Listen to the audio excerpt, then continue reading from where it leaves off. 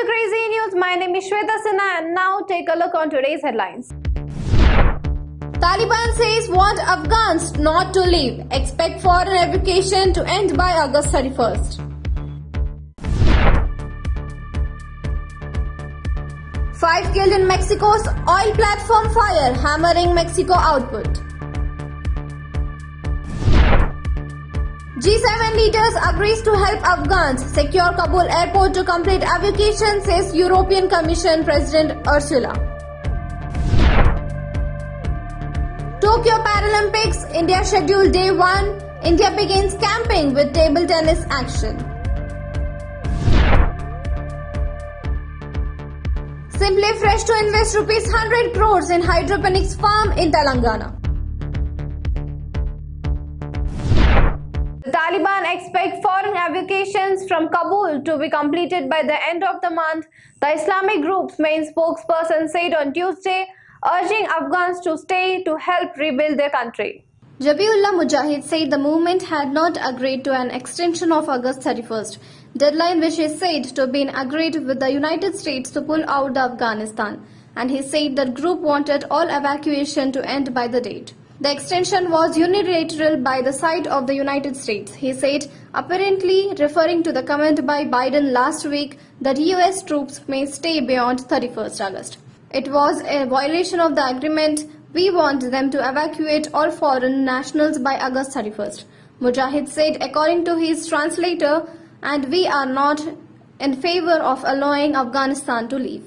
A US administration official said on Tuesday that Biden had accepted a Pentagon recommendation to remove US troops from Afghanistan by the end of the month, but that the decision was contingent on whether the Taliban cooperates in helping the United States complete evacuation. 5 workers killed and 6 injured in Sunday's fire on offshore platform in the southern Gulf of Mexico operated by Petroleos Mexicanos that cut about a quarter of Mexico oil production, the company said on Monday.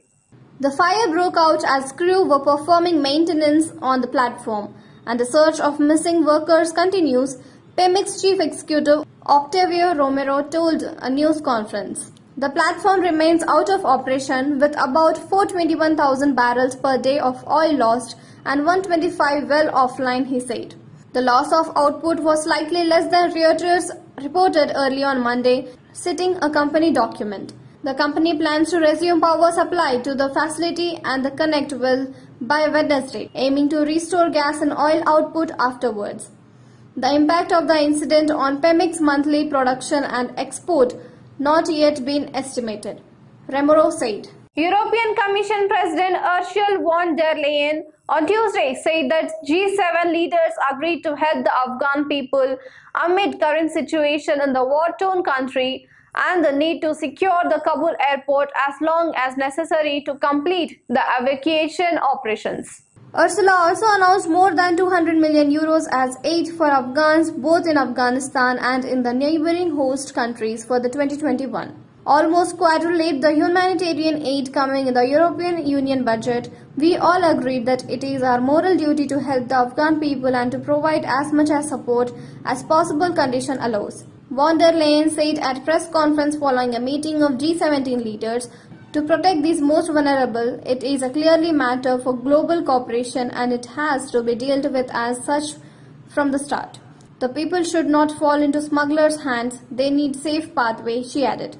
India begins their Tokyo Paralympic campaign on the opening day of the quadrennial global spectacle. The action begins with table tennis players in the action of Wednesday, August 25th. Sonalben Madhubhai Patel and Bhavina Hasmukhbhai Patel will be in action in the table tennis qualification group matches on Wednesday.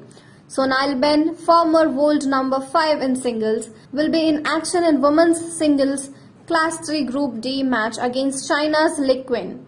On the other hand, Bhavina, a bronze medalist from 2017 Asian Para Table Tennis Championship, will be up against China's Zhong Ying in women's single Class 4 Group A match. The two table tennis players are also going to be India's only representation at the Tokyo Paralympics on Thursday, 26 August. Form a modest venture in hydroponics farming, Covering 10 acres in 2013, the Darbarbars have came a long way, expanding their business to cover an additional 150 acres in Siddipet. The couple, while working with a group of botanists in Australia, hit upon the idea of taking technology-enabled farming back home. Thus were born Simply Fresh. Sachin Darbarbar and his wife Shweta Darbarbar started the venture in 9-acre near Shamirpet in 2013 to produce vegetables, fruits and medicinal plants for retail and hotel, restaurants and catering segments.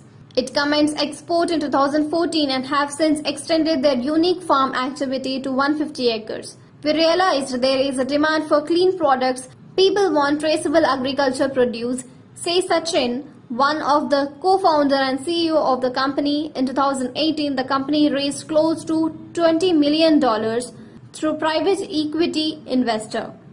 It then expanded the farming to 150 acres facility in Arjuna Patla near Siddipet. That's it from me and my team. For more updates, keep watching Crazy News.